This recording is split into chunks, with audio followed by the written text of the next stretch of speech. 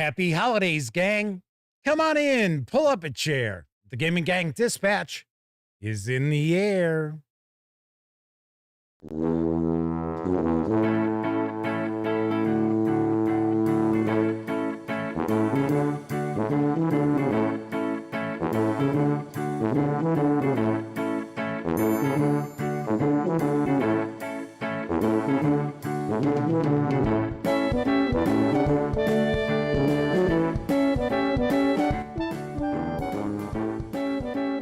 Howdy, gang, and welcome once again to the Duct Tape Studios.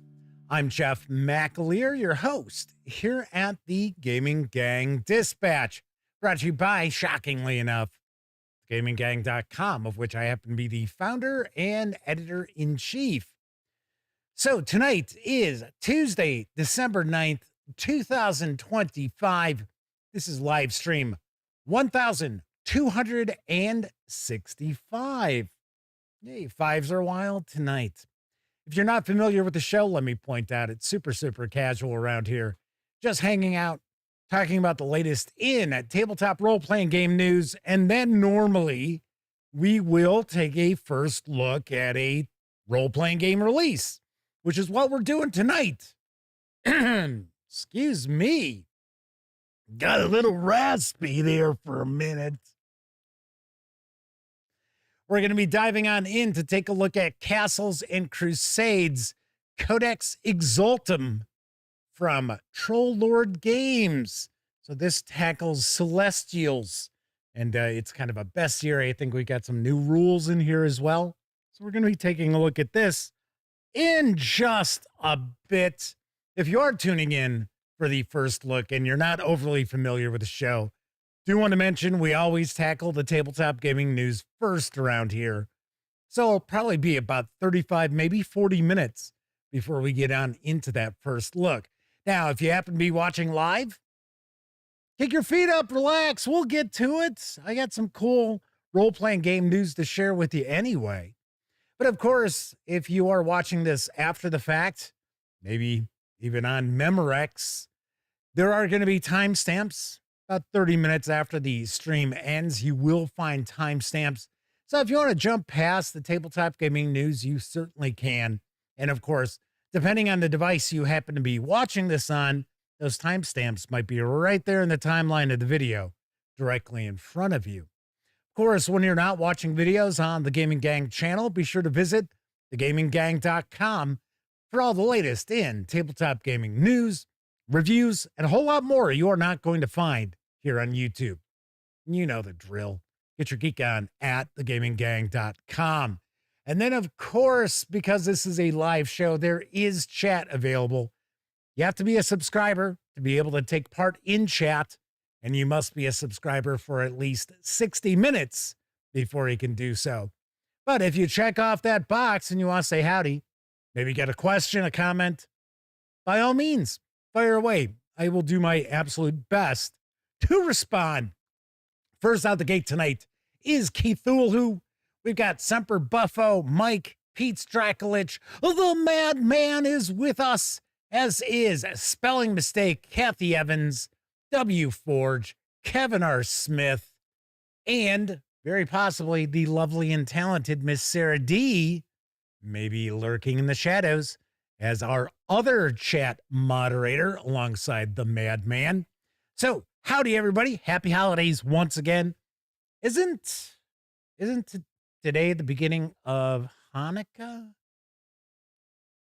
Is it today or was it yesterday? Well, if it is Hanukkah, happy Hanukkah to you if you celebrate out there. Yes, Sarah D is with us tonight. W4Jess, is it getting cold in Illinois? It's been cold in Illinois. In fact, we actually got hit with snow and cold earlier than we normally do. I've talked about this before. In fact, I've chatted with my best friend Elliot about this, my brother, my nephew. Winters in Illinois have gotten way more mild than when I was a kid. I mean, yes, we'll get snow and things like that, but we don't get like blizzards of 67, blizzard of 78, where like the entire city shuts down and we don't get like Arctic cold for weeks at a time. I mean, we get cold, don't get me wrong. But yeah, it's kind of wild. Kind of wild. Hey, I don't complain because I'm not a fan of cold weather. So, but yes, it is pretty chilly out there. I think we're in the 20s right now.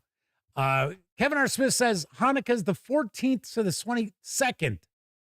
Thank you very kindly. So I will reserve my happy Hanukkah for then. Man says, same there up in Michigan. Winters aren't the same as they were. Yeah, you know, it's climate change. What can I tell you? I know there are folks out there who don't believe it's real. It's real. All right, so let's dive on into the news because the second edition of the Bugbears and Borderlands fantasy role-playing game is now out in print and PDF for Izegrim Creations. Taking a stab on that pronunciation. Here's the skinny. Bugbears and Borderlands second edition, your gateway to epic adventure. The next evolution of streamlined 5e is here. B&B 2e is built from the ground up to make gameplay smoother, faster, and easier to learn. We can build him smoother, faster, and easier to learn. Only cost us $6 million. While fully embracing the 2024 updates to 5e. Whether you're diving into your first campaign or leading new players through their first dungeon crawl, Bugbears and Borderlands delivers a complete, unforgettable RPG experience. This isn't a starter set. It's a full-featured game with all the depth you expect from 5e, just refined for clarity and ease of play. With intuitive mechanics and a rules-light approach, B&B 2e is perfect for new players looking for a friendly on-ramp to 5e. GMs teaching fresh adventurers, I should say, the ropes. Veterans who prefer fast, flexible gameplay without sacrificing flavor. And adventures made accessible. Rules made readable. Fun made fast. Step into the Borderlands. B&B 2e is ready to roll. The 271-page hardcover with PDF can be had over at Drive-Thru RPG for $47.99. If you want to grab just the PDF, you can do so for $15. I got to say, I like the look of this. I like the cut of its jib. It's got some pretty nice line art, although I have to say the merfolk image that was in the lower right corner, a little too Disney cartoonish for my personal taste, but the rest of it looks pretty nice. So I had to kind of chuckle because it's like, oh, well, you know, it incorporates the changes to Dungeons and Dragons. I know it doesn't say D&D. I can say D&D with just being easier to learn and clearer. I thought that was the whole point of those changes to Dungeons and Dragons, was to make it easier for people to understand and get on board with. Now, W. Forge is asking, is that an actual Errol Otis cover? I think it is. It very well may be. Kevin R. Smith says they don't know, but it's a nice homage to that classic BX cover. The reason why I think it might actually be Errol Otis is because it is so damn close to being the actual cover. So I'm thinking, might actually be Errol Otis.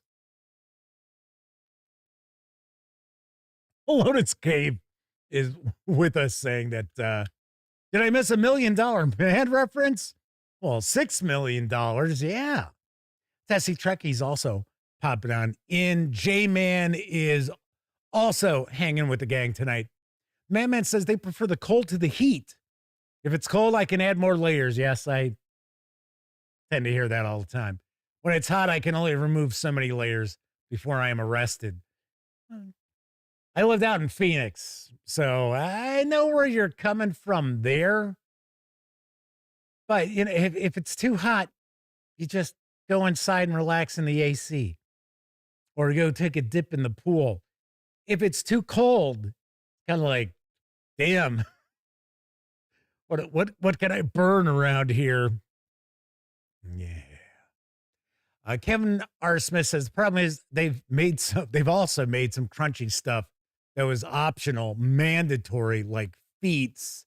Also, there are now 2 different types of feats.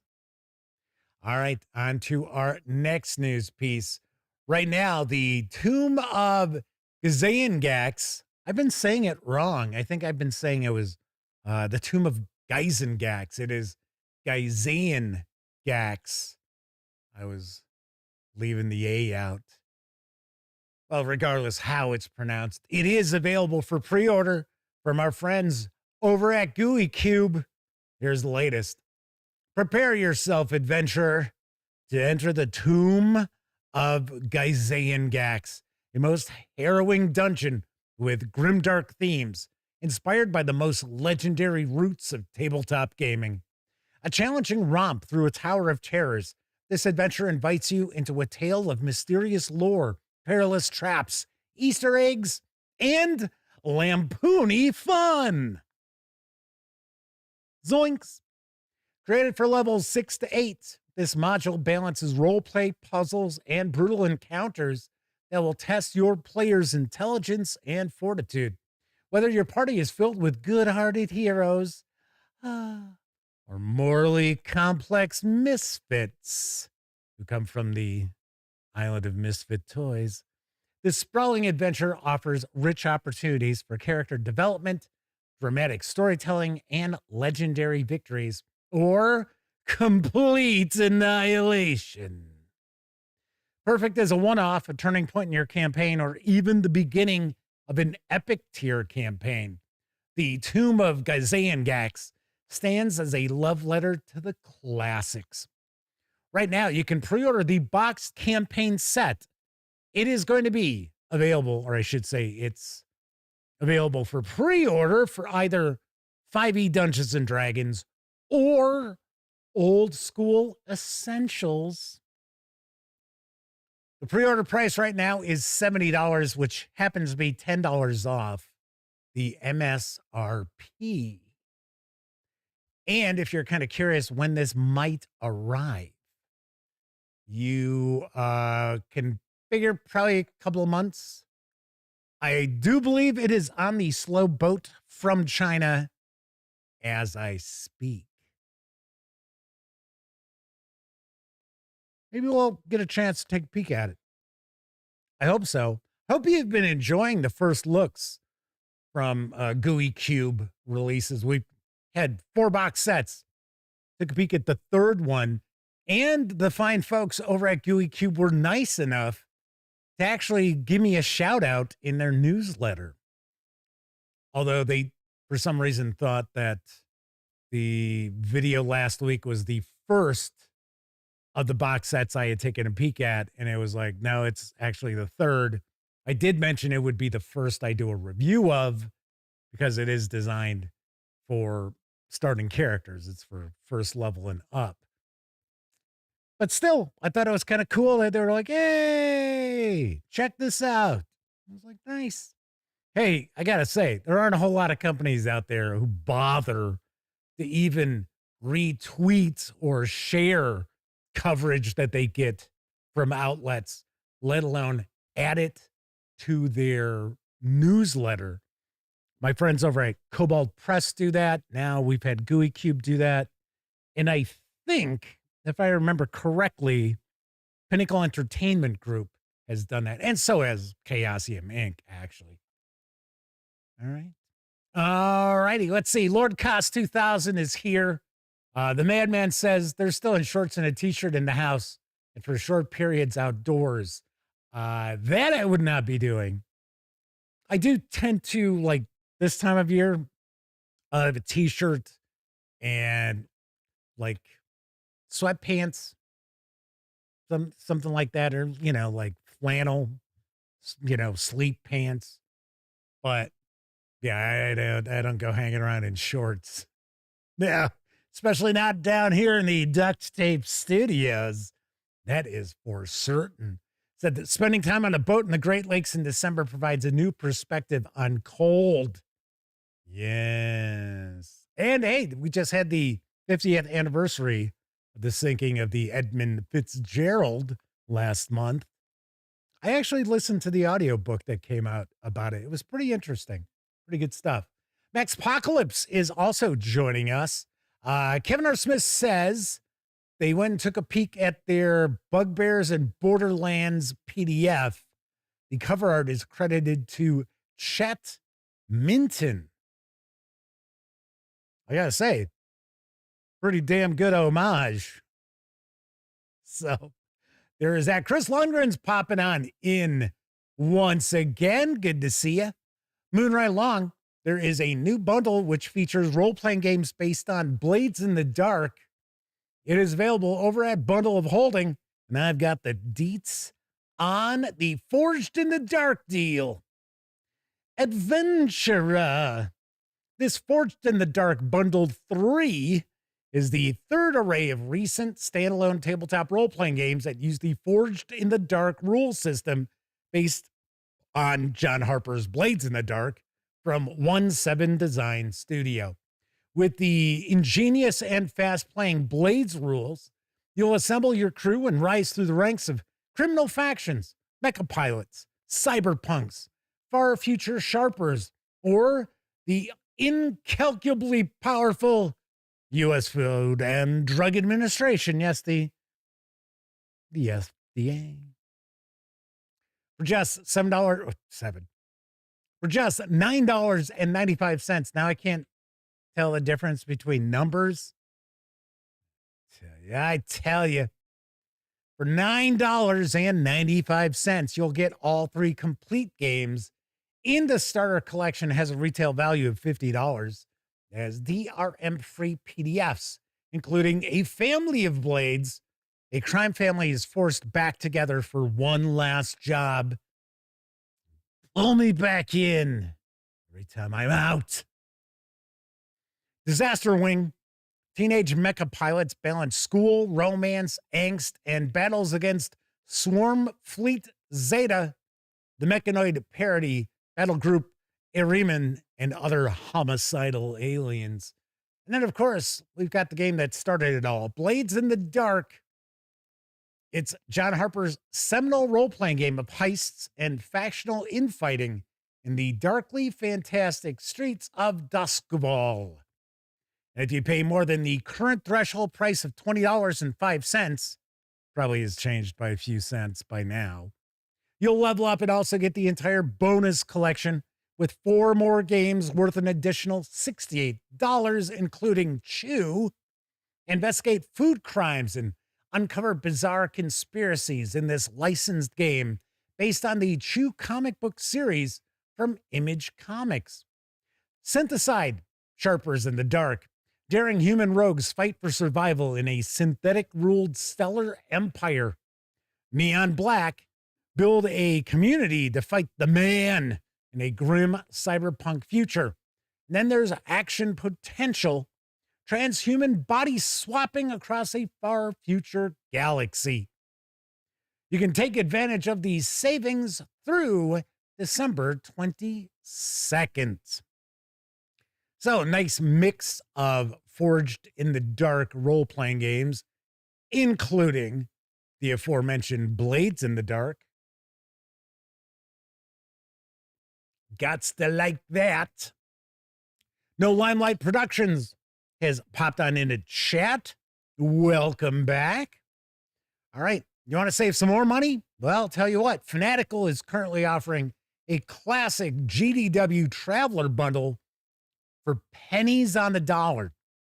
You can hop aboard for only $1.99.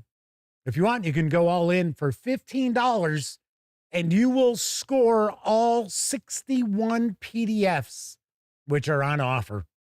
Here's the lowdown.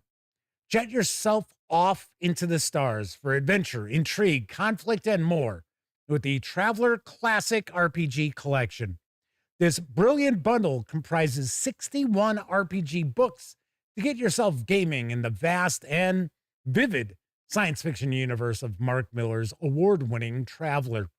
Within this classic collection, you'll find a cavalcade of content, say that 5 times fast, to build your campaigns and adventures. Tier 1 offers a great introduction with a selection of starter books, perfect for dipping your toe into the Traveler universe. The starter set contains core rules, charts, and adventures. The introduction to Traveler presents you with the basic information for any player role-playing the classic game. Tier 2 gives you a total of 24 role-playing game books, including the full rule book, along with adventures, modules, and supplements to expand your game and characters.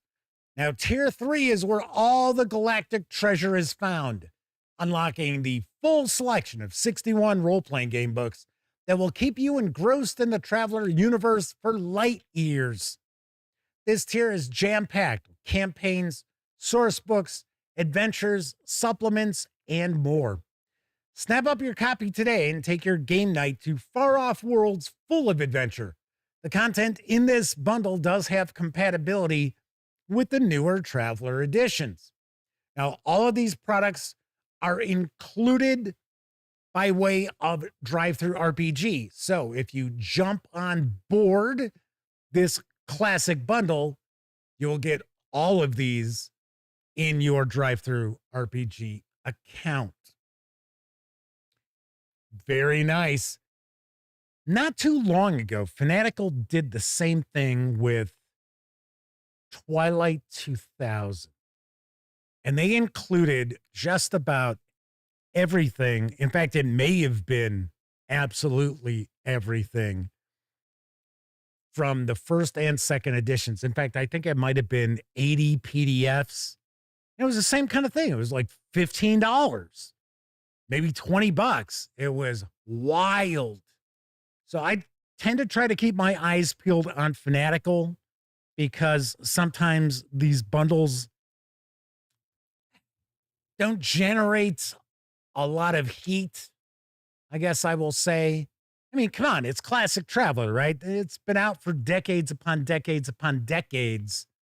And then you'll also notice that some of the images they're sharing for the covers are kind of beat up. So you kind of have to have the assumption that some of these PDFs are scans, because we do see that from time to time with classic RPG PDFs. But still, I mean, that is absolute rockin' deal. W4 says 2300 AD as well. Maybe they have a deal with GDW. Well, I don't know what kind of entity GDW would be nowadays. Would it just be Frank Chadwick and Mark Millar? I mean, because GDW really doesn't exist. Although, weirdly enough, if you go to like Drive-Thru RPG and you look at the old PDFs, it'll show it's GDW. So I don't know. Chris Lundgren is curious, how different is classic Traveler versus what's in print now? There you go. Kevin R. Smith is actually tackling the answer for us. Kevin says, it's their understanding that it's 2d6, but how you read the 2d6 isn't always standardized. Sometimes you're rolling high, sometimes you're rolling low, sometimes weird wrinkles for some skills. It's been a long, long time since I dug into, classic 1970s Traveler.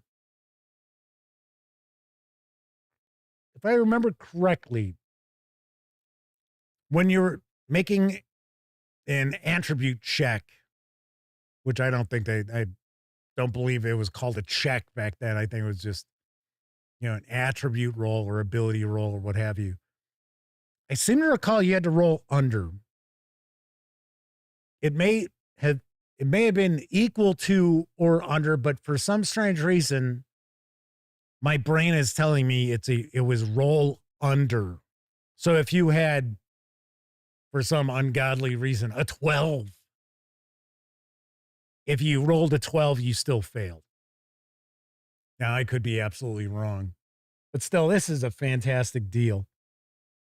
Really, really nice. All right, let's wrap up the news tonight. The Shadowrun Anarchy 2.0 core rulebook is now available in PDF from Black Book Editions and Catalyst Game Labs. Here's what I know. The year is 2084. Our world is ruled by ruthless megacorps who have succeeded in turning what's left of nation states into their puppets. Did they just say it's 2025? In what is known as the Third World, magic has returned and exists alongside technological advancements such as cybernetic implants and the ubiquitous information network that is the Matrix. Not starring you-know-who. Living alongside humans are orcs, elves, trolls, and dwarfs, each of them trying to scrape by in high-tech yet poverty-stricken sprawls. And yeah, we have dragons too. Anarchy 2.0 focuses on freelance operatives known as Shadowrunners, hired to do the corp's dirty work, all the while maintaining plausible deniability for their employer. Some of those Shadowrunners are just in it for the money. Some do it for the kicks, while others are neo-anarchist idealists who still hope to stick it to the man. Will you turn into a cybered killing machine with the moral code of a street samurai? Manipulate the flow of mana to bend it to your will and sling spells as a mage? Scour the Matrix to hack your opponents as a decker? Or provide surveillance and fire support for your team with powerful drone swarms as a rigger? Shadowrunners live on the edge, but if you want to do more than survive the cores, become a legend. You're going to have to be bold, take risks, and accept the consequences. Welcome to the shadows, Ome, and may the spirits favor you. Shadowrun Anarchy 2.0 is the rules-light, story-driven, alternative core rulebook for the Shadowrun tabletop role-playing game. The book contains a detailed description of the game's world, easy-to-grasp rules for fast-paced action, a vast collection of NPCs to populate your games, as well as a 4-part campaign designed for beginners and veterans alike. All you need beside the book is a handful of 6-sided dice. Shadowrun sourcebooks from all editions can be used with Shadowrun Anarchy 2.0. The 322-page PDF is available over at DriveThruRPG for $34.97. I would be curious to check this out. I really would. I would definitely be interested in checking this out.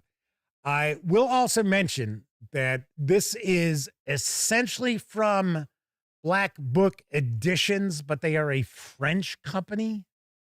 So I am sharing the Catalyst Game Labs web address in the images there.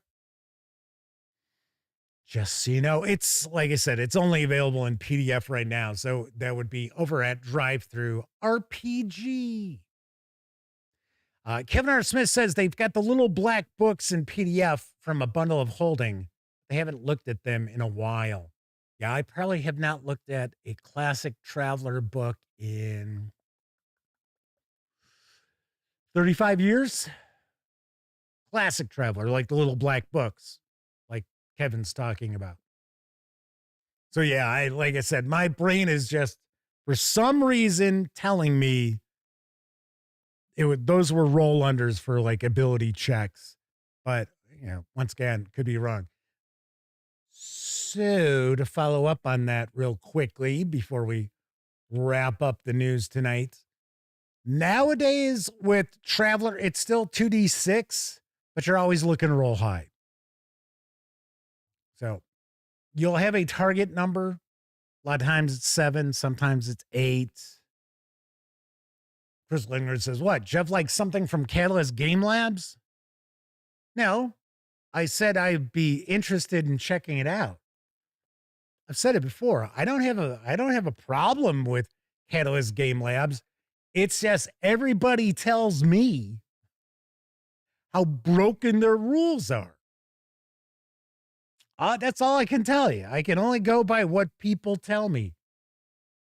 But of course, I'm sure just like Palladium Games and Rifts, there are some out there. It's like probably as long as it's Shadowrun, Catalyst Game Labs can do no wrong. I don't know.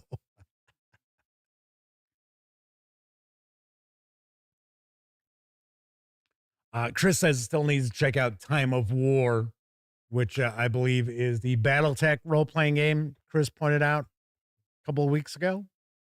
Nice. All right, so that is it for the news tonight. Of course, I did mention Drive-Thru RPG a few times. Don't forget, the gaming gang, thus the Dispatch, is affiliated with the One Bookshelf sites.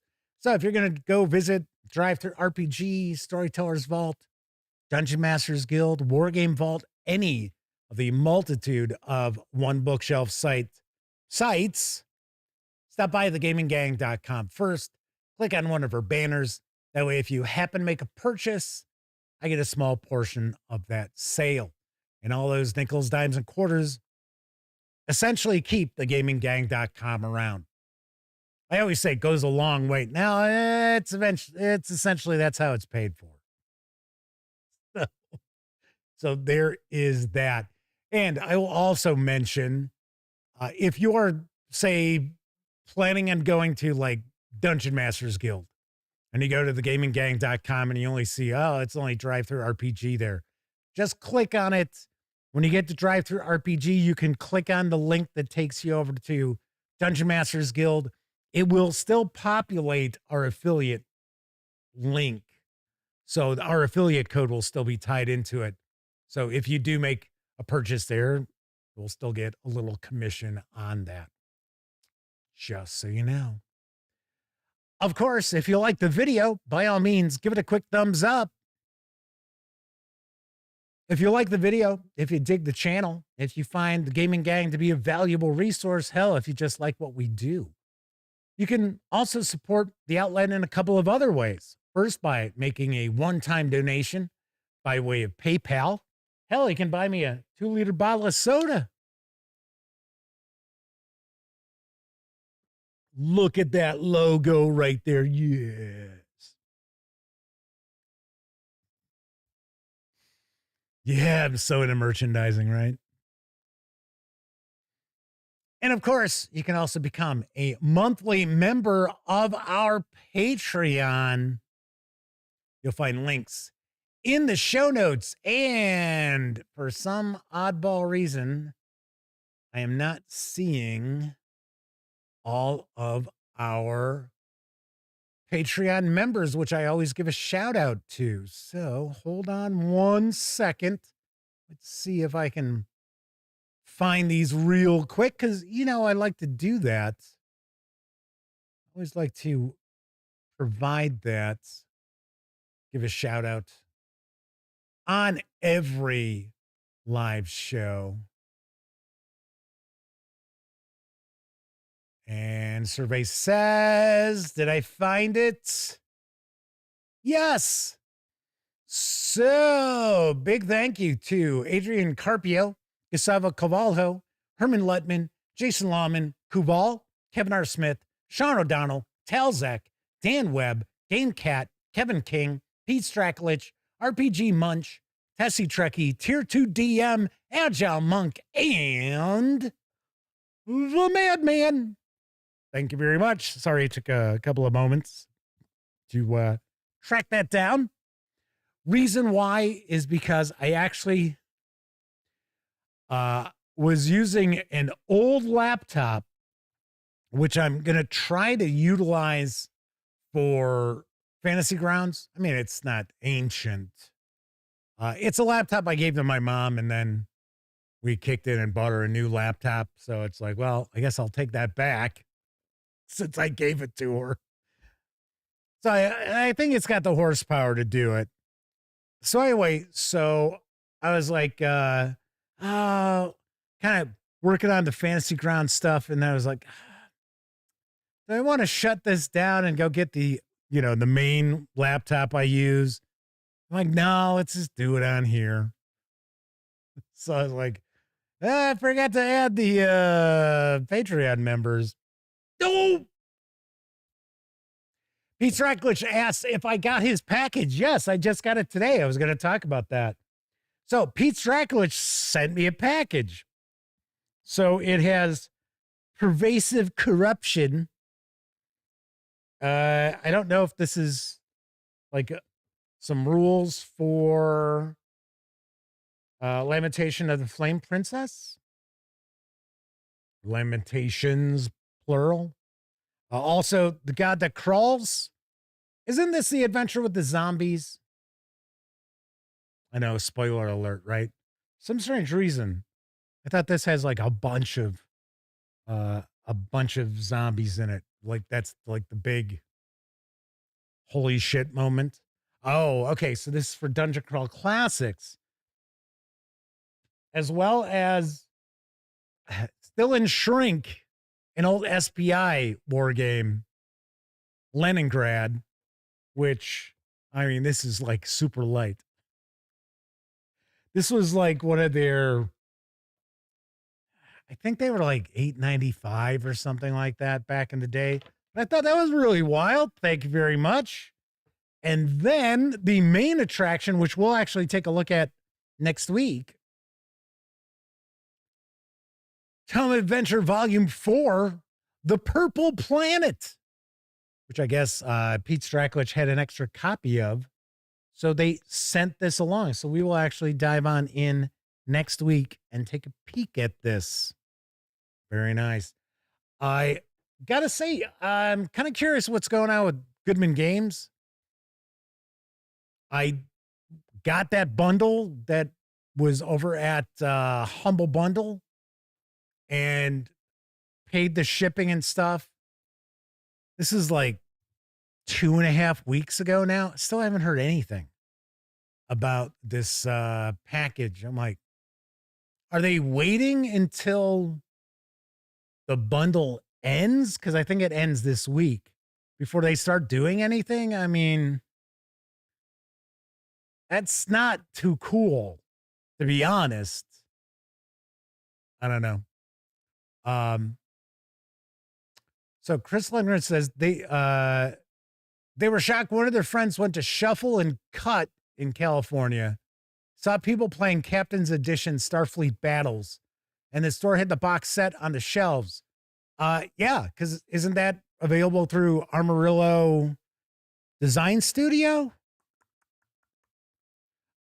Kevin R. King is with us tonight, says they always take forever to ship. 6 to 7 weeks. You know, how long did it? I think it took a month last time I ordered something from them, but yes. You would think they'd be a little quicker. Or at least they would inform you, hey, please allow this much time. Nope. Don't get any of that. It's just like, okay, well, we got your money. Thanks.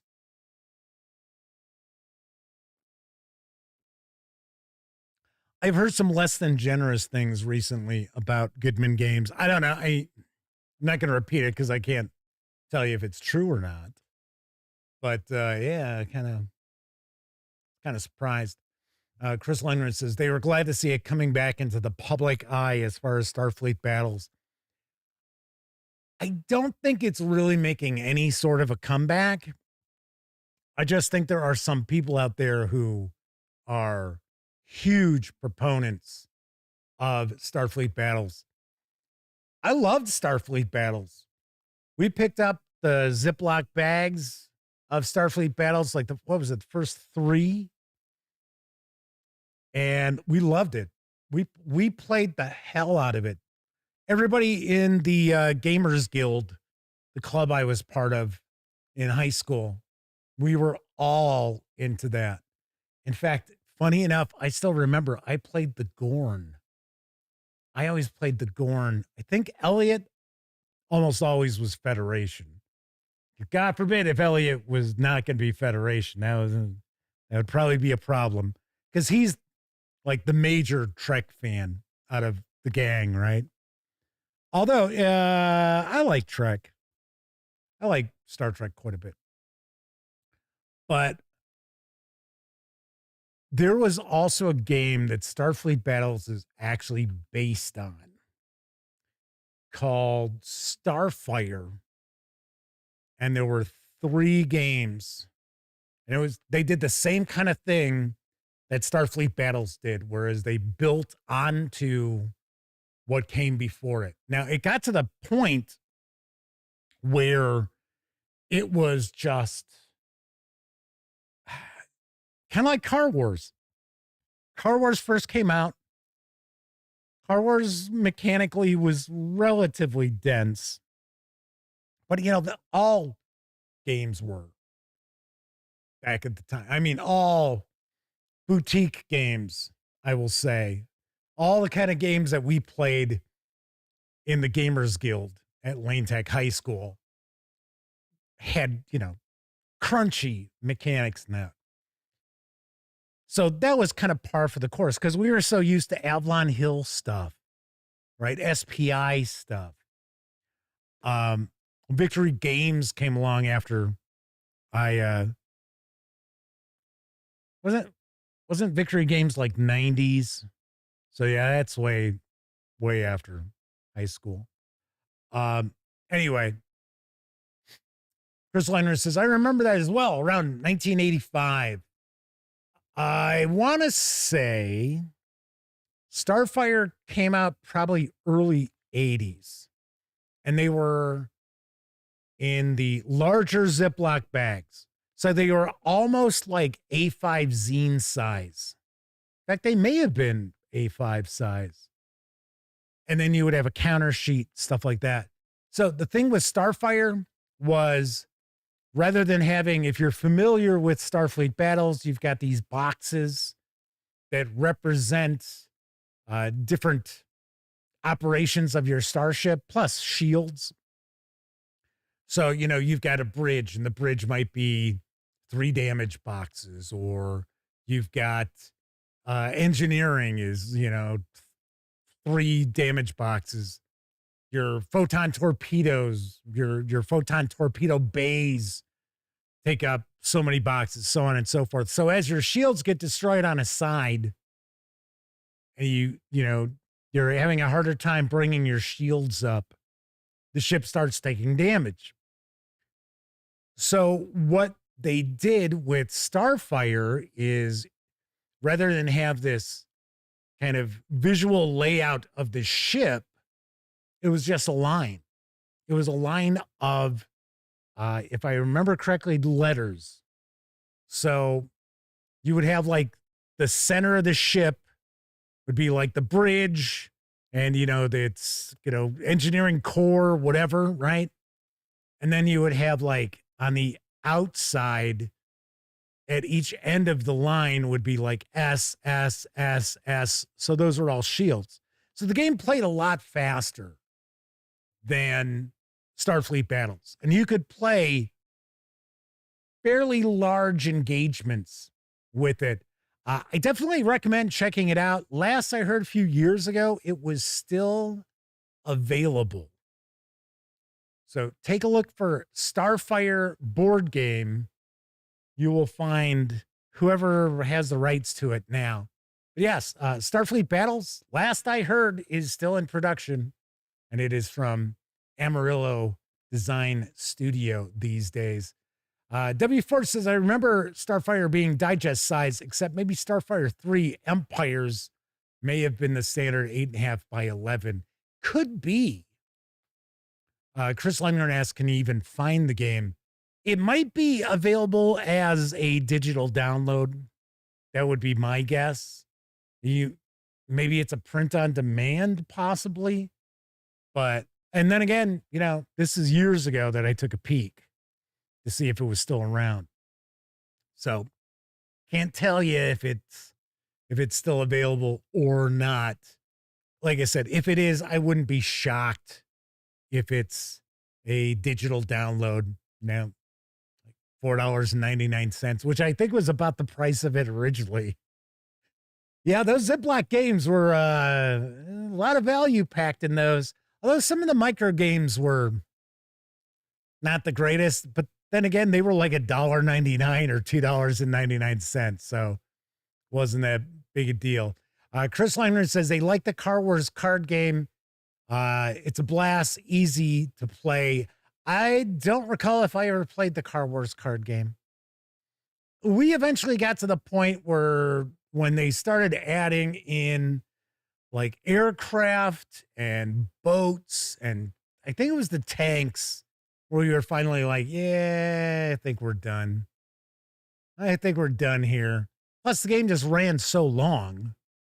You would play for 3-4 hours and it was like, oh, so 10 seconds has elapsed. 10 seconds of game time. So Chris Leonard must have swung on by Board Game Geek. Says first published in 1979 by Starfire Design Studio.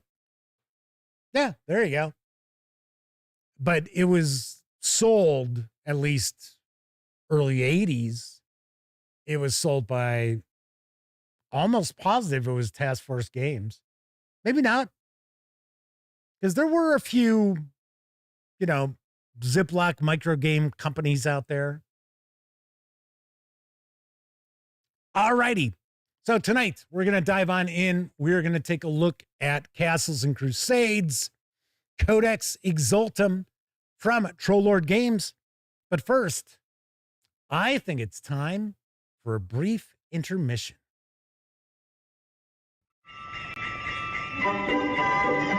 The weather is right for racing reindeer and rose-red toddlers on snow-white ice. The time is right for colored lights to warm the heart, for glowing candles, ribbons and bows. Christmas is here again, and silver trees are blossoming with gifts. The season's greetings to all our friends, and we pray that the season of peace and goodwill may reach out to all the seasons of the year. In the early 1900s, the toys kids wanted most for Christmas were a piggy bank and a Lionel train. In the 30s, kids' two favorites were tin soldiers and a Lionel train. By the 50s, it was coonskin caps and the Lionel. Every Christmas, kids have their favorite toys. And every Christmas, one of them is a Lionel train. Why just give a toy when you can give a tradition? Lionel.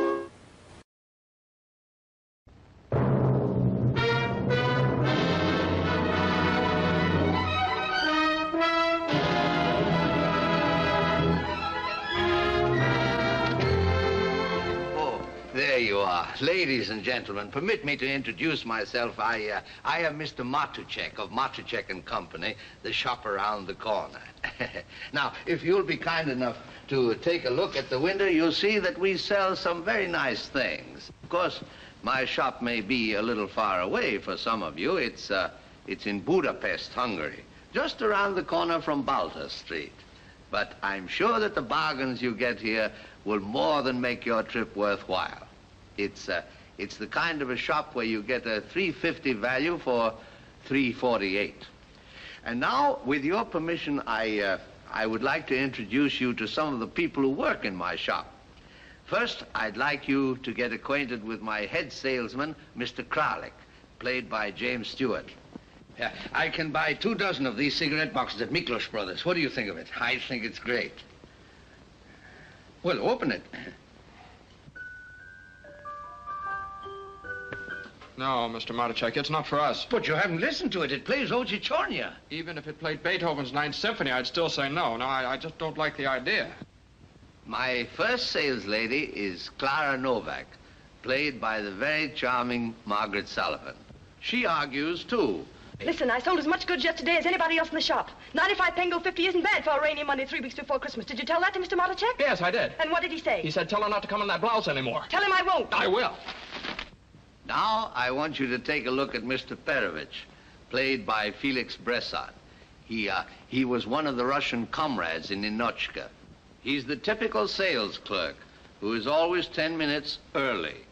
Perovich, do you mind if I ask you a personal question? No, go ahead. It's very confidential. Yeah, sure. Suppose a fellow like me wants to get married. Well, that's wonderful. That's the best thing that could happen to you. Where's the girl? Oh, wait a minute. What did I say? I said suppose. I said a fellow like me. I didn't say me. Now, look, how much does it cost you to live?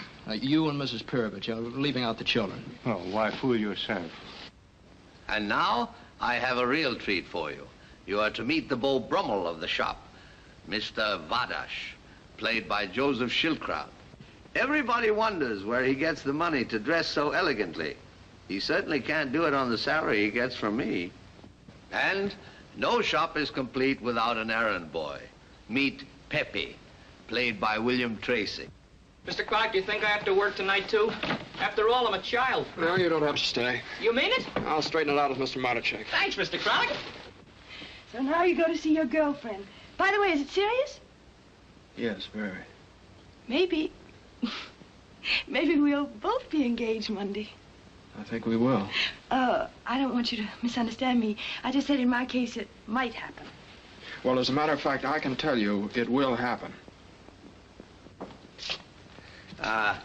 Oh, I thought you were a customer. I should have known better. However, every disappointment has its bright side. Ladies and gentlemen, I want you to meet Ernst Lubitsch, our director. The man who gave you a Garbo in Ninochka who made you laugh, and who now gives you a Morgan who makes you laugh. I hope. Yes, I hope so, too, in the shop around the corner.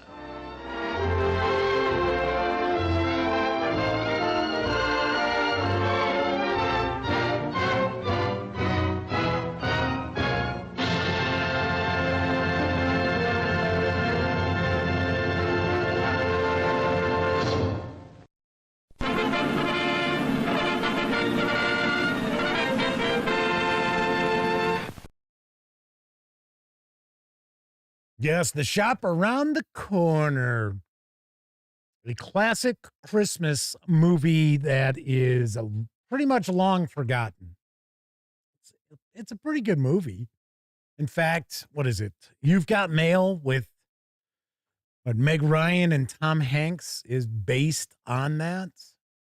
So, yes. Frank Morgan, the doorman at the Emerald City. Yeah, Frank Morgan would show up in a lot of movies. That's kind of funny. The younger guy, well, he's not that young. The scene where he's like, "Hey, can I go home? Because I'm just a boy." It's like, dude, you're like 40 years old. What are you talking about? That's a pretty cool movie. And it does not set off any copyright flags when I share it with you either. So Chris Lenner says, I'd like to see that movie. Maybe put in the show notes. Shop around the corner, Chris. There you go. That's all I can tell you.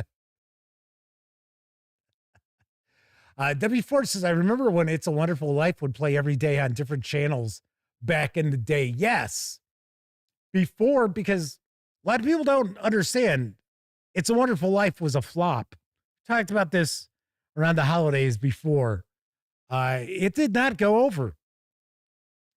And nobody really cared about it. And then it turned out that the studio did not renew the copyright on it, which would have cost them, if I remember correctly, I think it was $7. So it entered the public domain. And then suddenly, everywhere you'd go, you'd have VHS tapes of It's a Wonderful Life for like $1.99, $2.99. It was colorized, all this other stuff. And then it became popular. So Kevin R. King's wondering why the Russian was not a villain, but the film was from 1940. Budapest was not Soviet yet. So Max Apocalypse says, oh man, if internet edgelords were around back when It's a Wonderful Life debuted, all the flop rage bait videos, they would have been review bombing it before it even came out. Because that's how people are now. Kind of weird. All right, so tonight we're going to dive on in. We're going to take a look at the Castles and Crusades Codex Exaltum from my friends over at Troll Lord Games. This 130-page hardcover is available now. Carries an MSRP of $39.99. You can grab the PDF for $19.99. Kevin R. Smith says, as it got close to Christmas, seemed like it was on continuously on some channel somewhere, especially if you had cable. Actually, funny enough, I recall it being on multiple channels, and we're talking over the air. Back when I was in my early 20s, it would be on multiple channels at the same time, and one would have started at like 7 o'clock, 8 o'clock, 8:30. So you'd be flipping channels, and it was on all over the place. And then I used to talk about how for years I had not seen earlier than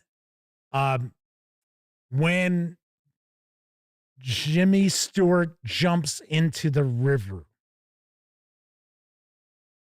I mean, I had kind of hazy where he's a kid and he falls through the ice. Or he goes and he saves his brother who fell through the ice. But for the most part, it seemed like every time I would turn it on, it would be Clarence saving him, and then they're drying out. And I don't know what that's supposed to... Is that a toll booth or something they're hanging out in? All right. So let's swing on over to the other camera, because here I've got the Codex Exaltum. Couple of things to mention before we get stuck in. First of all, my friends over at Troll Lord Games were kind enough to provide me with this review copy, but neither I nor anyone else affiliated with the gaming gang has received any other sort of compensation for me to share this first look with you. It's important you know that. I'm also not going to look at each and every page of the book. I do want to give you a good feel what you're going to find inside. Kevin R. Smith says, oh yeah, it was years before I watched the whole thing all the way through. Yeah, it was weird. It was always, it was either Clarence saving him, or when they go to, what the hell is it called, Martinis afterwards? I think it is Martinis afterwards. So Kevin King says, maybe Clarence is in this book. Hey, very possibly, right? Because these are celestials. Upon windswept battlefields, they seek the glory of the gods. With weapons of steel, fire, and ice, stout shields, and sorcery, they drive ever onward, seeking the grandeur of conflict with creatures of terrible wrath or beasts of legend. In all hours of every day, they gird themselves for war and struggle to drive those evil beings of foul intent to doom and oblivion. But before a glory can be obtained, before the gods can be exalted, they must face and overcome those that would oppose them, demons, devils, and all the forces of darkness. The great hosts of the Celestials are as numerous as the stars in the sky. Some are violent warriors, while others are wondrous and wise. Some are helpful, but many are horrific and baleful to the unwary or undeserving. But they are all creatures defined, I should say, by their servitude and their dedication to being agents of cosmic balance, far beyond the ken of the noble adventurer. This is the Codex Exaltum, a catalog of scores of celestial creatures. Within these pages, you'll find everything you need to know about angels, divine mounts, the night stag, river boon, and so much more. Scores of entries, each depicted in glorious color. Further, Codex Exaltum touches on true names, exorcism, possession, and more. The choirs of good have arrived. First thing we'll do, take a peek at the credits page. Lots of folks worked very hard to bring this to life. Let's give credit where credit is due. So it looks like our main author is Jason Vey, with contributions from Stephen and Davis Chenault. Cool deal. Angels are not your friends. I was curious about this because a lot of times, like Good Omens, as an example, I mean, it's not a great example, but in Good Omens, the angels aren't exactly the good guys and gals. So I wonder if this is a situation where, because they are beings who are focused on the cosmic balance, if they're pretty ruthless. So let's see. First things first, angels are not your friends. That's not entirely true. Some angels are your friends. Many are not. Where devils and demons hail from the wretched plains and the pits of the darkest hell dimensions all over the multiverse, where they indulge themselves in corruption, devastation, destruction, and darkness, they have cosmic opposites, celestials, more commonly known as angels. Angels are seen as paragons of goodness, but this is only true to a point.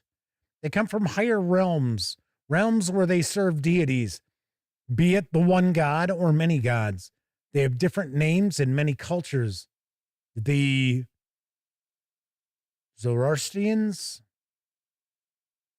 yeah, I know I butchered that. For example, call them Spentas. While in ancient Greece, messenger spirits were referred to as angelos, the root of our word, angels.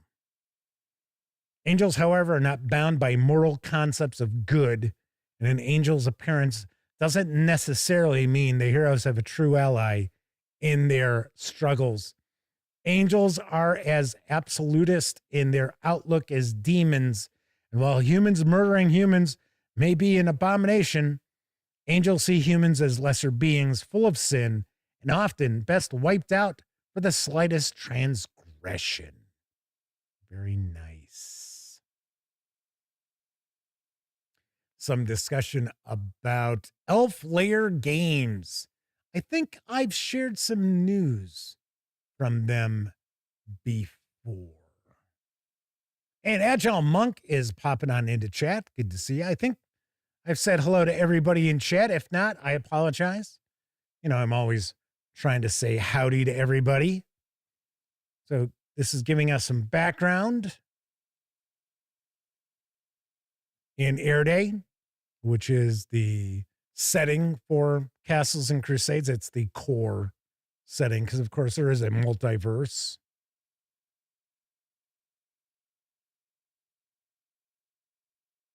So just getting some info about celestials, common celestial traits, such as celestial fire, charismatic assault, incorporeal form, possession, telepathy, vulnerability. They take double damage from attacks by diabolic and demonic creatures or infernal weapons. Wow. Then we have celestials and possession. Sorcerers and celestials. It's like we're getting into some, what is this, a glossary? Characteristics. There we go. So for the most part, this is mainly a bestiary. So this is going to give us a breakdown of what is discussed. So like the attacks, abilities, experience points, saves, and so forth. An accounting of the exalted. So this is an ether crystal.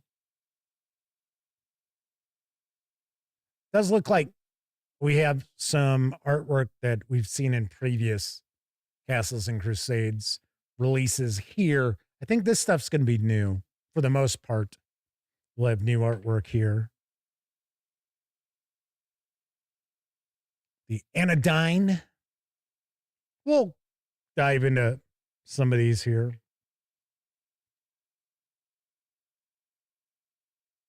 So we've got specific archangels.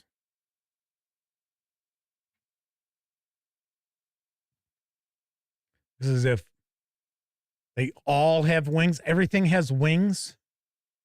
Hey, even the bird. Even the bird has wings. All right, what are we looking at there? A childer. It's extra planar. The childer are named for their appearance as they present themselves as children dressed in flowing robes with a hauberk of chain at top and long swords belted at their waist. They are as diverse as humans in their skin and hair color, but their eyes are always white and absent of any pupil. They are the servants of the powers of good and often found in their company, serving them as soldiers, bards, and heralds. They come from these 7 realms where they dwell in the high clouds in homes woven of rainwater. There they hoard their treasures, always silver, and compose their wondrous music. The sound of song quietly fills the air whenever they appear. The more childer that are present, the more powerful the song. The song also increases in volume and power, the more emotional the childer is. A calm and passive childer gives off an almost silent, peaceful song, while an angered or joyous childer can give off a song that is so loud it sounds almost as a cacophony despite its perfect harmony. So we've got some of the abilities: cacophonic scream, ethereal song, smite. Once per day, a childer can deal maximum damage on all successful attacks made in a single round. And then it's giving us information about them in Air Day.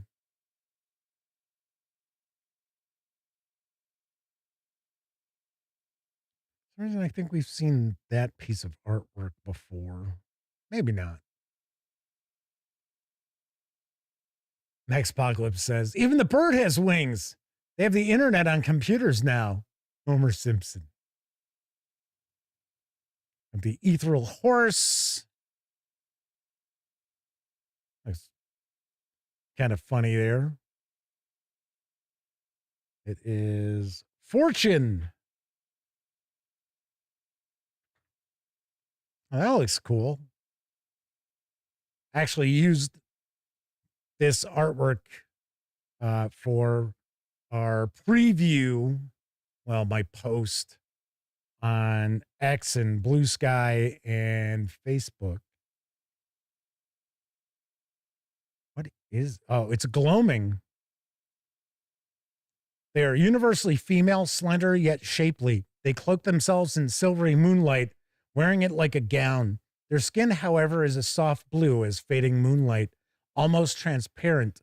Their bluish-white hair is long, loose, and flowing, becoming one with the gown or cloak of light that they wear. Their hair obscures their features such that one is desperate to see what they look like, yet can never get a clear look at their face.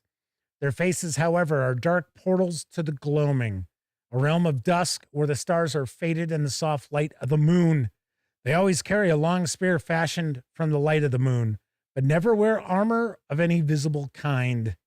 The gloaming appear only during their namesake period, that time of long shadows between twilight and dark.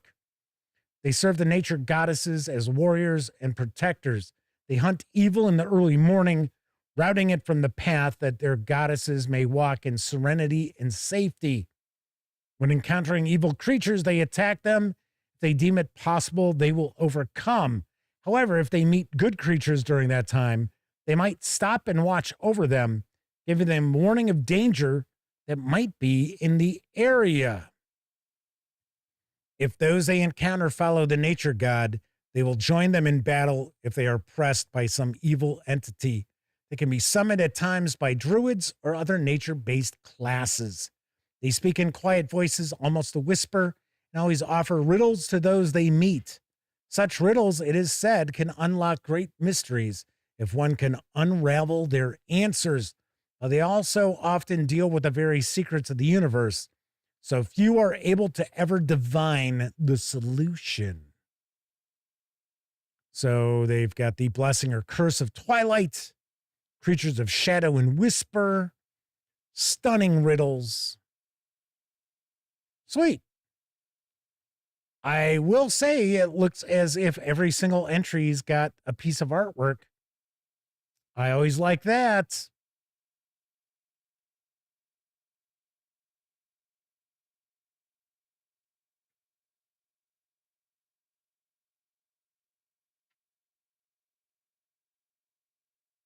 The Eighth Choir.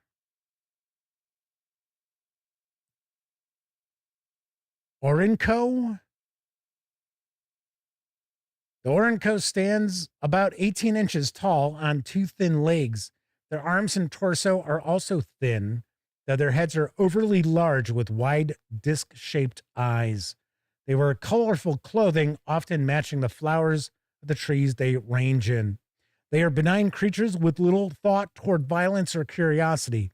They do not speak to those who pass by, certainly not the living. These creatures dwell in the shallow waters, a stream that stands as a gateway to the seven heavens. All the dead must pass the shallow waters and choose their path. On the far bank are flowering trees to mark the way. These trees are home to the Orinco, holy spirits that look after the names of the dead. They dwell in these trees, visible only to the dead, unless through some magic or wizard's sight. Yeah. Some cool stuff here. It isn't just, oh, look, here's another type of angel. Oh, here's another type of angel. We got the Reaper. We've got the River Boon. It's kind of cool. Of course, I will have a review of the Codex Exaltum. We're going to take a look at the Codex Infernum. I think that's what it is, on one of next week's shows.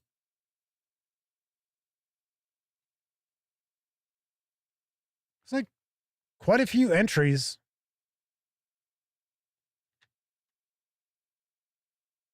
And then I was going to say no index, kind of surprised.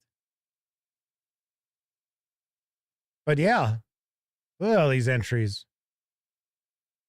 Very nice. I got to say it's like almost 100 pages of various different bestiary entries here. Sweet. So that is a peek inside Castles and Crusades Codex Exaltum from my friends over at Troll Lord Games. Once again, this 130-page hardcover is available now. Carries an MSRP of $39.99. If you want to grab just the PDF alone, you can do so over at Drive-Thru RPG for $19.99. Very nice. Very nice. So what's cooking this week? All right, so tomorrow we're going to take a look at the Dynamaps. So I've got the Large Rooms bundle, as well as the Classic Maps bundle. We're going to take a peek at these. My understanding is they will stick to just about anything. And when I took a peek at these at Gamehole Con, they were sticking to just about everything. So you can, of course, use these to create various different size rooms. So we're going to take a look at these on tomorrow's show. And then on Thursday's show, we are finally going to take a peek at CBR plus PNK. I know we haven't dug into this from MythWorks, right? It's MythWorks? Yes, it is MythWorks. So that is what we're going to do on Thursday's show. Very nice. Very nice. All righty. So that is it for this time out. If you like the video, by all means, please give it a quick thumbs up. Subscribe to the channel if you haven't already. And if you do subscribe, don't forget, ring that bell, because it'll not only let you know when the Dispatch streams live Tuesday, Wednesday, and Thursday evenings right here on YouTube at 7 p.m. Central. It'll also let you know when I share other videos, such as my recent review of the Dolmenwood Players book from Necrotic Gnome and Exalted Funeral. Of course, when you're not watching videos on the Gaming Gang channel, be sure to visit thegaminggang.com for the latest in tabletop gaming news, reviews, and a whole lot more you are not going to find here on YouTube. You know the drill. Get your geek on at thegaminggang.com. If you were watching live, thank you very much. If you watched live and took part in chat, tip of the cap to you. Because not only are you keeping me company, you're keeping each other company as I'm talking about the latest news or flipping on through a book or unboxing a game, what have you. Now, of course, I know a lot of folks out there, you don't have an opportunity to watch live. Doesn't matter if you're watching live or on Memorex. Thank you very much for taking time out to watch any of the videos here on the Gaming Gang channel. All right, everyone, enjoy the rest of your morning, afternoon, evening, whatever time of day it is in your neck of the woods. Once again, happy holidays. I'm Jeff McAleer. Thanks for watching. And as always, I certainly hope all of you get to enjoy plenty of great gaming with your gang.